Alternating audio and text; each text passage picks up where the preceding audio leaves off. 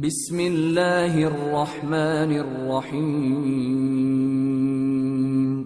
شروع اللہ کا نام لے کر جو بڑا مہربان نہایت رحم والا ہے۔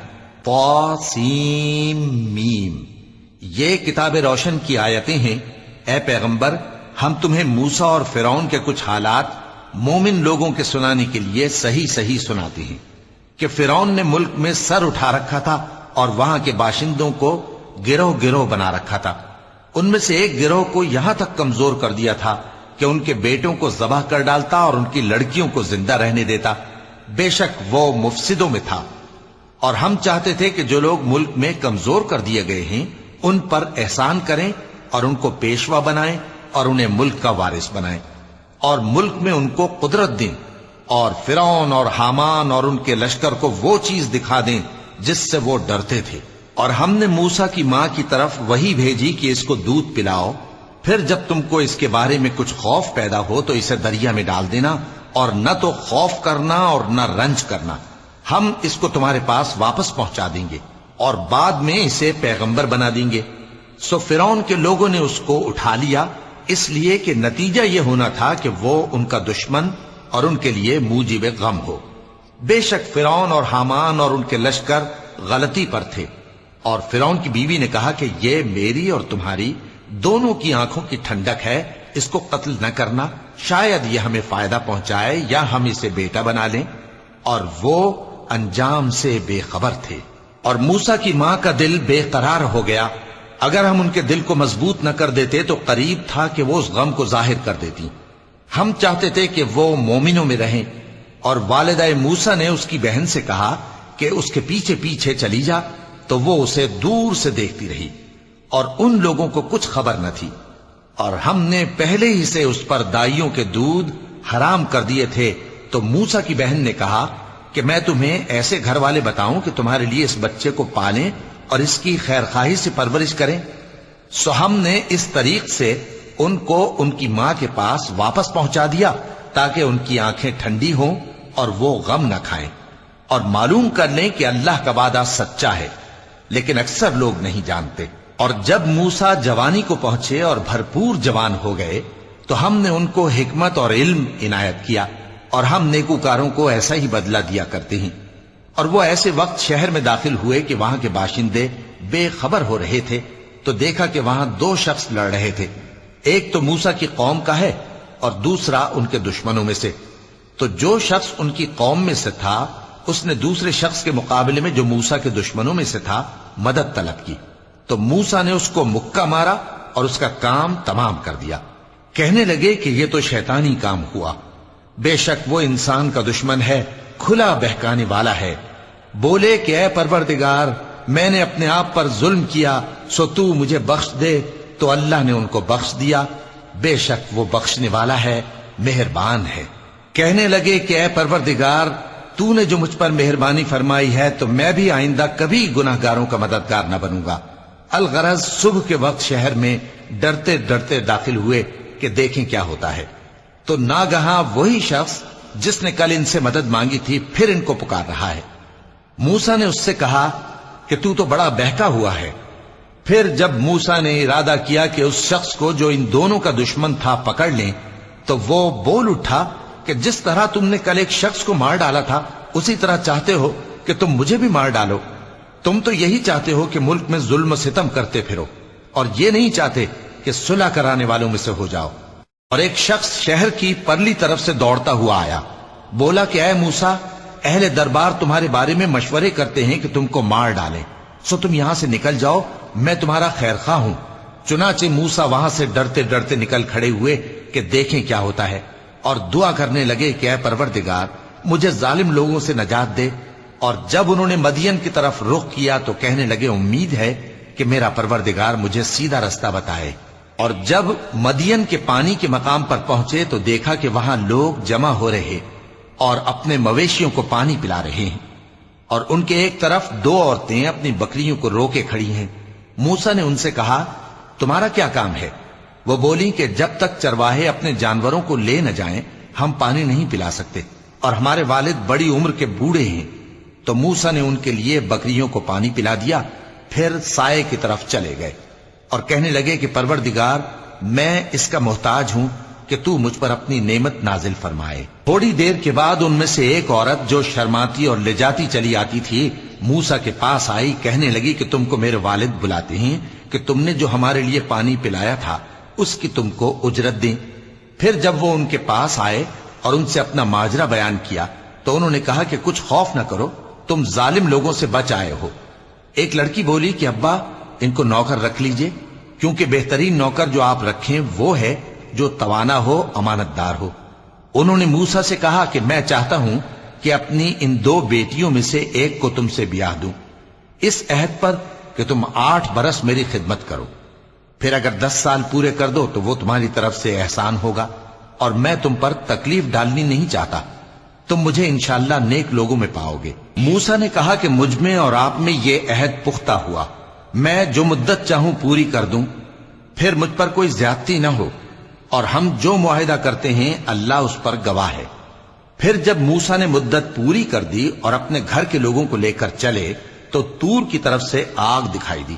وہ اپنے گھر والوں سے کہنے لگے کہ تم یہاں ٹھہرو، مجھے آگ نظر آئی ہے، شاید میں وہاں سے رستے کا کچھ پتہ لاؤں یا آگ کا انگارہ لے آؤں تاکہ تم آگ تاپو۔ سو جب اس کے پاس پہنچے تو میدان کے دائیں کنارے سے ایک مبارک جگہ میں ایک درخت میں سے آواز آئی کہ اے موسیٰ، یہ میں ہوں اللہ، تمام جہانوں کا پروردگار، اور یہ کہ اپنی لاٹھی ڈال دو۔ سو جب انہوں نے دیکھا کہ وہ حرکت کر رہی ہے گویا سانپ ہے تو پیٹ پھیر کر چل دیے اور پیچھے مڑ کر بھی نہ دیکھا۔ فرمایا موسیٰ آگے آؤ اور ڈرو مت، تم امن پانے والوں میں ہو، اپنا ہاتھ گریبان میں ڈالو تو بغیر کسی عیب کے سفید روشن ہو کر نکل آئے گا، اور خوف دور کرنے کی غرض سے اپنے بازو کو اپنی طرف یعنی سینے سے ملا لو۔ یہ 2 دلیلیں تمہارے پروردگار کی طرف سے ہیں فرعون اور اس کے درباریوں کے لیے، بے شک وہ نافرمان لوگ ہیں۔ موسیٰ نے کہا اے پروردگار، ان میں کا ایک شخص میرے ہاتھ سے قتل ہو چکا ہے، سو مجھے خوف ہے کہ وہ مجھ کو مار ڈالیں گے، اور ہارون جو میرا بھائی ہے اس کی زبان مجھ سے زیادہ فصیح ہے، تو اس کو میرے ساتھ مددگار بنا کر بھیج کہ میری تصدیق کرے، مجھے خوف ہے کہ وہ لوگ میری تکذیب کریں گے۔ فرمایا ہم تمہارے بھائی کے ذریعے تمہارے بازو کو مضبوط کریں گے اور تم دونوں کو غلبہ دیں گے، تو ہماری نشانیوں کے سبب وہ تم تک پہنچ نہ سکیں گے، تم دونوں اور جنہوں نے تمہاری پیروی کی وہی غالب رہیں گے۔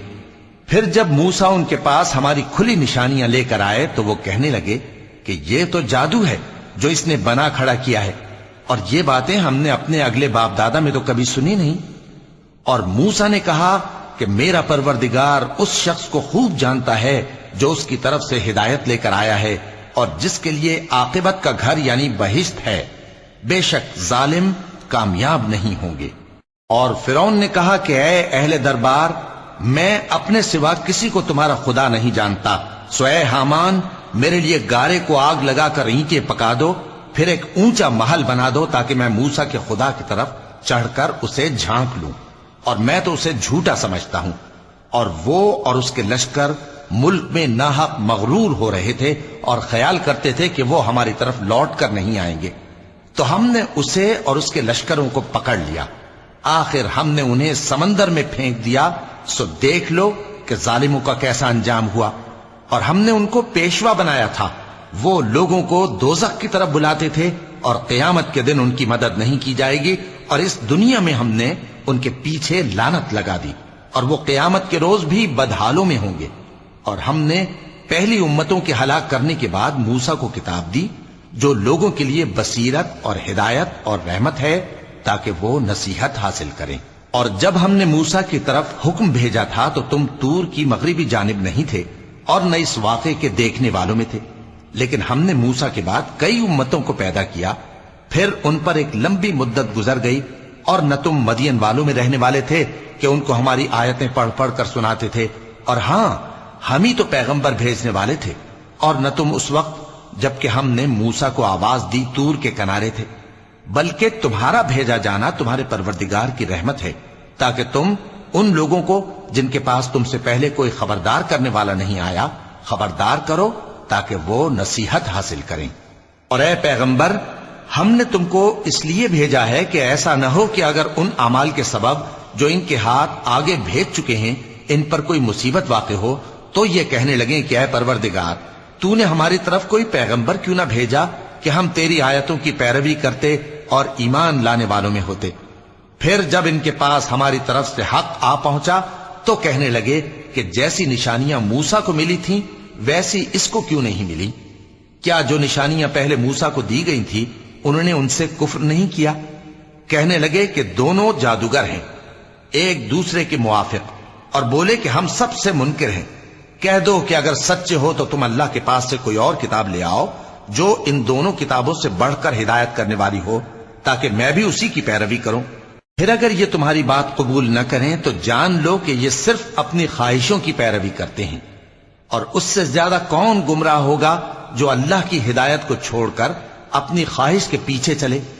بے شک اللہ ظالم لوگوں کو ہدایت نہیں دیتا، اور ہم پے در پے ان لوگوں کے پاس ہدایت کی باتیں بھیجتے رہے ہیں تاکہ نصیحت حاصل کریں۔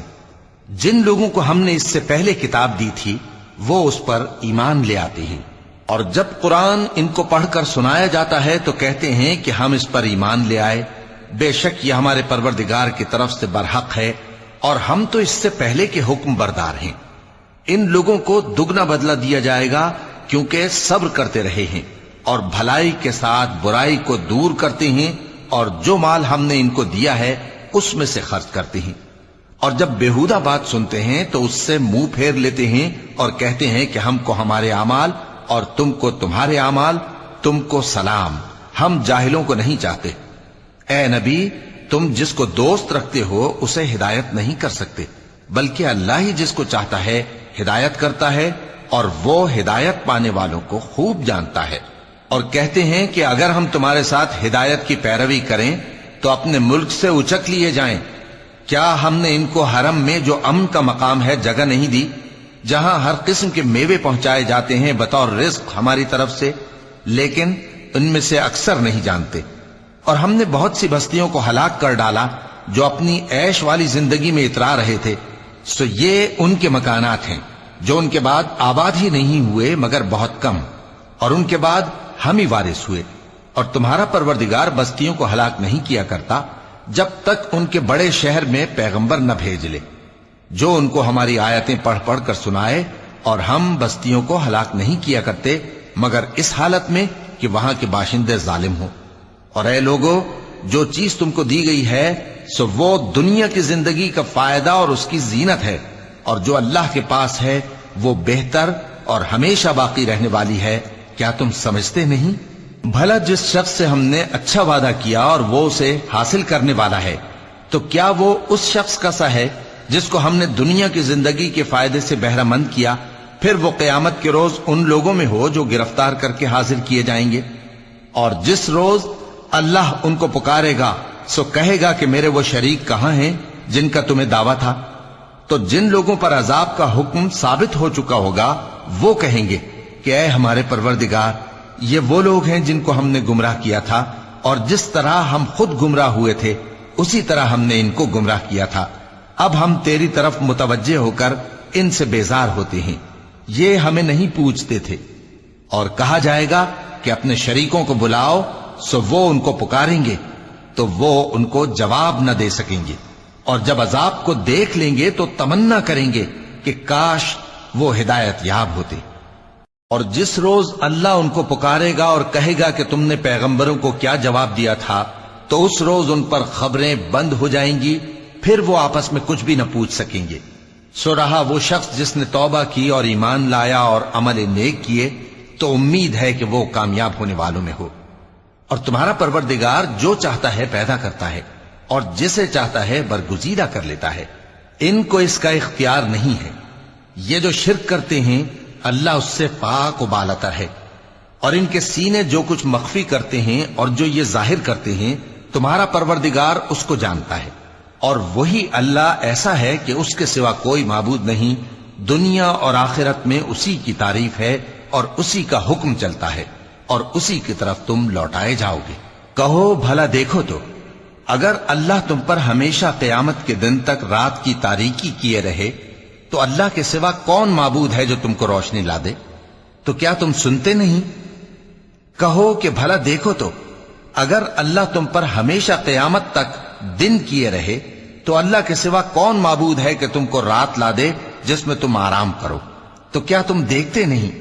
اور اس نے اپنی رحمت سے تمہارے لیے رات کو اور دن کو بنایا تاکہ تم اس میں آرام کرو اور اس میں اس کا فضل تلاش کرو اور تاکہ شکر کرو۔ اور جس دن وہ ان کو پکارے گا تو کہے گا کہ میرے وہ شریک جن کا تمہیں دعویٰ تھا کہاں ہیں؟ اور ہم ہر ایک امت میں سے ایک گواہ نکال لیں گے، پھر کہیں گے کہ اپنی دلیل پیش کرو، تو وہ جان لیں گے کہ سچ بات اللہ کی ہے اور جو کچھ وہ افترا کیا کرتے تھے ان سے جاتا رہے گا۔ قارون موسیٰ کی قوم میں سے تھا، پھر وہ ان پر زیادتی کرنے لگا، اور ہم نے اس کو اتنے خزانے دیے تھے کہ ان کی کنجیاں ایک طاقتور جماعت کو اٹھانا مشکل ہوتی۔ جب اس سے اس کی قوم نے کہا کہ اترائیے مت، کہ اللہ اترانے والوں کو پسند نہیں کرتا، اور جو مال تم کو اللہ نے عطا فرمایا ہے اس سے آخرت کی بھلائی طلب کیجیے اور دنیا سے اپنا حصہ نہ بھلائیے، اور جیسی اللہ نے تم سے بھلائی کی ہے ویسی تم بھی لوگوں سے بھلائی کرو، اور ملک میں طالب فساد نہ ہو، کیونکہ اللہ فساد کرنے والوں کو دوست نہیں رکھتا۔ وہ بولا کہ یہ مال مجھے میرے ایک ہنر کے سبب ملا ہے۔